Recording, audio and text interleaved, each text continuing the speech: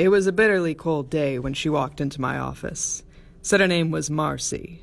Mount Marcy. And she'd lost something big. And so, naturally, she came to me.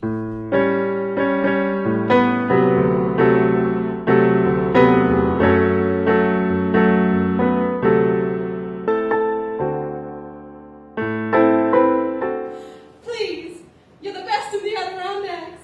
If anyone can solve this case, it's you. The Nature Detective. Private Eyes.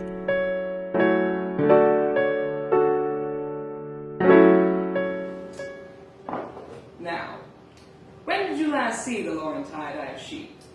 Oh, about 8,000 years ago. But you know, he took a piece of me with him when he left, and I want it back.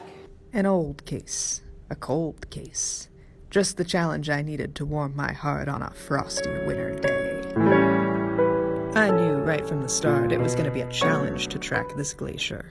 New York State has changed quite a bit since the big ice was last seen in these parts. But then, out on the trails, I found footprints. Sort of. Metaphorically speaking.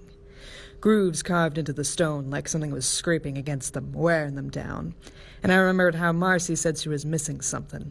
It had to be something big to make marks on hard stone like this, something strong. Something like 2,000 feet of ice with Marcy's rocks caught up in its soul like sandpaper, scraping away at the bedrock here as it retreated.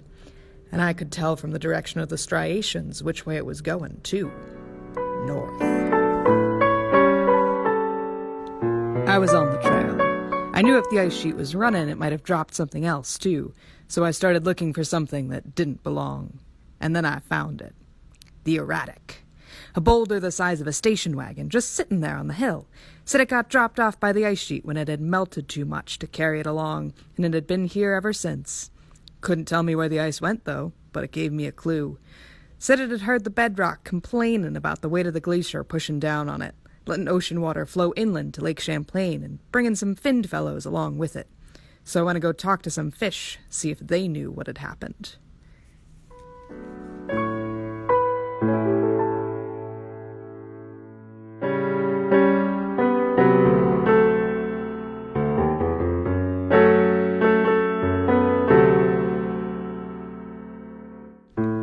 I looked at the fish.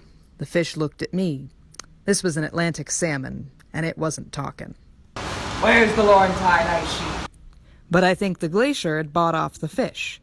See, it created those deep, dark lakes they need to survive, gave them their little inland paradise after it went north and the land bounced back up, cutting the lakes off from the sea. That's when I noticed the lake sturgeon down at the bottom of the tank, and its tail was pointing me towards the final clue.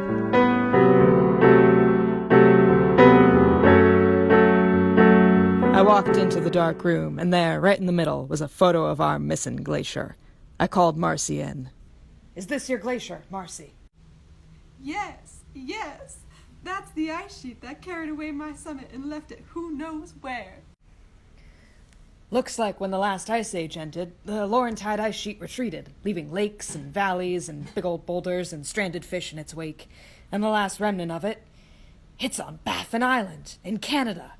So your missing pieces, well, they're likely somewhere between here and the Canadian Arctic.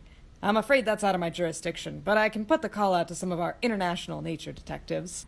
And that's when I looked back at the globe and saw it. Faster than I had thought possible, the ice cap on Baffin Island was melting, and so was the rest of the Arctic ice cap, and the Antarctic ice cap. Marcy gasped. The ice! Detective, you've got to do something. I knew who the culprit was here. I'd heard their name 100 times before, flooding cities and making species disappear. This was no mystery.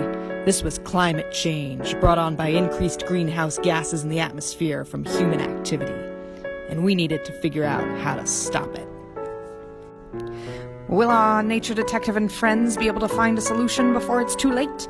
Tune in to the next episode of Nature Detectives Special Investigation Unit to find out.